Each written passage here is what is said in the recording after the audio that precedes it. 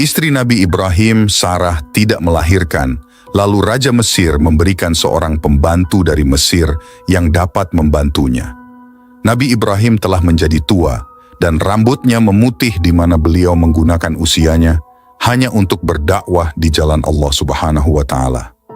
Sarah berpikir bahwa ia dan Nabi Ibrahim tidak akan mempunyai anak, lalu ia berpikir bagaimana seandainya wanita yang membantunya itu dapat menjadi istri kedua dari suaminya. Wanita Mesir itu bernama Hajar. Akhirnya Sarah menikahkan Nabi Ibrahim dengan Hajar.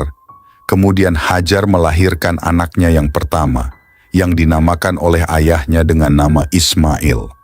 Ketika ia mencapai usia dewasa, Allah Subhanahu wa Ta'ala memuliakannya dengan mengangkatnya menjadi seorang nabi dan rasul sebagaimana firman-Nya. Dan ceritakanlah Muhammad kisah Ismail di dalam kitab Al-Quran.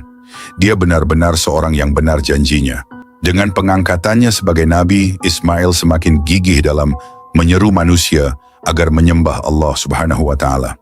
Kata-katanya begitu tegas namun penuh kelembutan, menunjukkan kebijaksanaan seorang nabi yang mencintai kaumnya.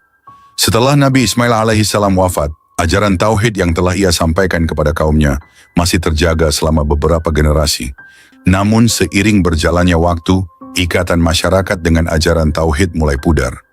Tanpa kehadiran seorang nabi yang membimbing, sebagian masyarakat mulai menyimpang dari ajaran tauhid yang murni. Hal ini semakin menjadi ketika seorang pemimpin suku yang disegani, Amr bin Luhai, memperkenalkan praktik baru yang akan mengubah keyakinan mereka selamanya. Amr bin Luhai adalah tokoh berpengaruh dari kalangan Quraisy yang melakukan perjalanan ke Syam, Suriah. Ketika ia kembali ke Mekah, Amr bin Luhai membawa beberapa patung dari Syam. Ia memperkenalkannya kepada masyarakat Mekah, berkata, "Patung-patung ini akan mendekatkan kita kepada Tuhan. Mereka akan melindungi dan memberikan berkah kepada kita." Awalnya hanya sedikit yang tertarik, namun seiring waktu, pengaruh Amr yang besar berhasil meyakinkan banyak orang untuk ikut menyembah patung-patung tersebut. Keadaan ini berlangsung selama berabad-abad. Allah Subhanahu wa Ta'ala menyaksikan kemerosotan keimanan yang terjadi pada umat ini, hingga akhirnya datanglah masa di mana Allah mengutus Nabi Muhammad Shallallahu Alaihi Wasallam sebagai Rasul terakhir.